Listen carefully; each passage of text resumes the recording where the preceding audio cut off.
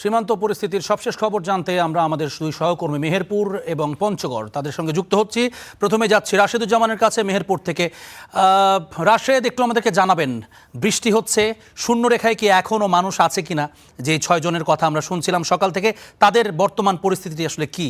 এই মুহূর্তের সর্বশেষ যে আপডেটটি আমাদের কাছে এসেছে, কিছুক্ষণ আগে কোম্পানি কমান্ডার পর্যায়ে কিন্তু বৈঠক হয়েছে। সেখানে ভারতের যে কোম্পানি কমান্ডার রাজেন্দ্র কুমার পোয়ালি ছিলেন সেখানে, আর বাংলাদেশের যে কোম্পানি কমান্ডার অসিফুর রহমান ছিলেন, এবং সিদ্ধান্ত এসেছে উভয় পক্ষে কোনো সিদ্ধান্ত আসতে পারেনি। তারা বলছেন যে কেউই কোনো দেশে তাদেরকে এই 6 জনকে ফেরত দেবেন না, এমনটি তারা জানিয়েছেন।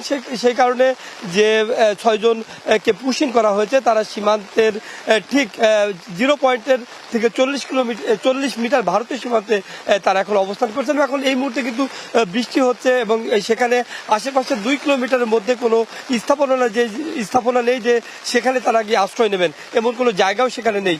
সেহেতু যারা বাইরে, যারা গ্রামের যারা মানুষ রয়েছেন, বিজিবি রয়েছেন, তারা কিন্তু মাঠে বৃষ্টির মধ্যেই তারা অপেক্ষা করছেন, তারা যাতে বাংলাদেশের সীমাতে আসতে না পারে সেই পদক্ষেপটা তারা সেখানে নিয়েছেন।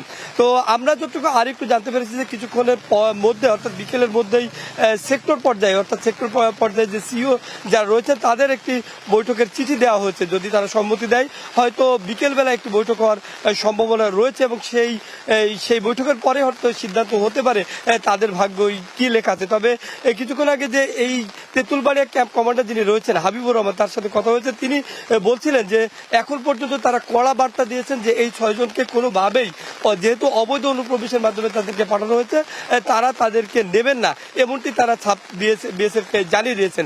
তারপর থেকে বিএসএফ এর যারা কর্মকর্তা রয়েছেন তারা ফোন ধরছেন না বলে তারা অভিযোগ করেছেন। তো এই মুহূর্তে সীমান্তে যারা প্রচুর লোকজনের সমাগম এই বৃষ্টির মাথায় রয়েছে। পাশাপাশি আমরা যতটুকু জানতে পেরেছি যে তাদের কিছু আত্মীয় স্বজন সেখানে আসার একটা খবর আমরা শুনেছি। তবে এখন থেকে বলা যায় এই লাস্ট আপডেট আমাদেরকে জানতে হলে অপেক্ষা করতে হবে সন্ধ্যা পর্যন্ত।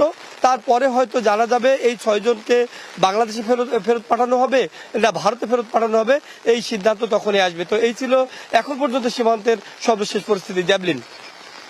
ধন্যবাদ আপনাকে রাশেদুজ্জামান, আপনি সেখানে থাকুন, আমরা পরবর্তীতে আবার আপনার সঙ্গে যুক্ত হব। আমরা আপাতত পঞ্চগড়ে আমাদের আরেক সহকর্মী রায়হান, আপনার কাছে জানতে চাই, পতাকা বৈঠক হওয়ার কথা ছিল বিজিবি এবং বিএসএফ, সেটির কি অবস্থা?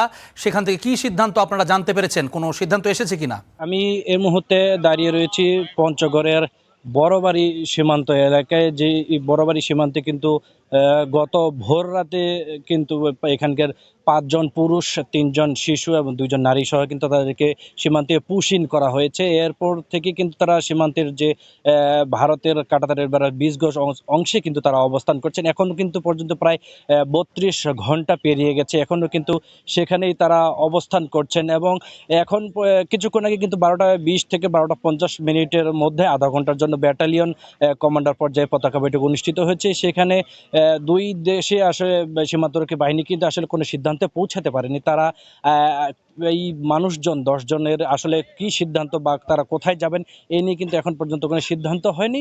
তো বিএসএফ এর পক্ষ থেকে জানানো হয়েছে যে তারা এই 10 জনকে যেহেতু কাঁটাতারে পার করে দিয়েছে, তারা কোনোভাবেই তারা তাদের দেশে ফেরত দেবেন না। তবে বিজেপি বলছে যে আইনি প্রক্রিয়া ছাড়া তার নিশ্চিত না হয়ে, তারা বাংলাদেশি কিনা সেটি নিশ্চিত না হয়ে কিন্তু তারাও গ্রহণ করতে পারছেন না। এই কারণেই কিন্তু এই সীমান্ত এলাকায় তারা কিন্তু প্রায় বিএসএফ এর বর্বরতার কারণে কিন্তু তারা প্রায় 32 ঘন্টা ধরে অমানবিকভাবে এই সীমান্ত এলাকায় অবস্থান করছেন। তাদের খাওয়া সহ নানা ধরনের কিন্তু কষ্ট দেখছি আমরা।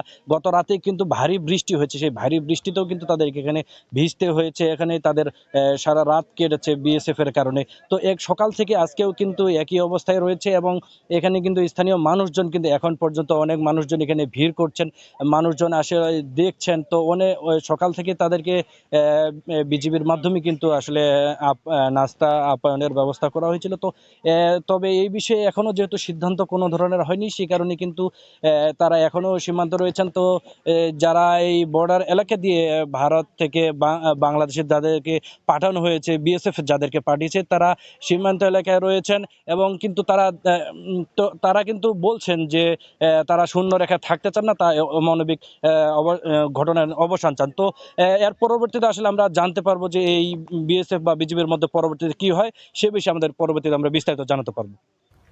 জি, ধন্যবাদ আপনাকে রায়হান। আমরা জানছিলাম মেহেরপুর এবং পঞ্চগড়ে সীমান্তে পুশিনের খবর।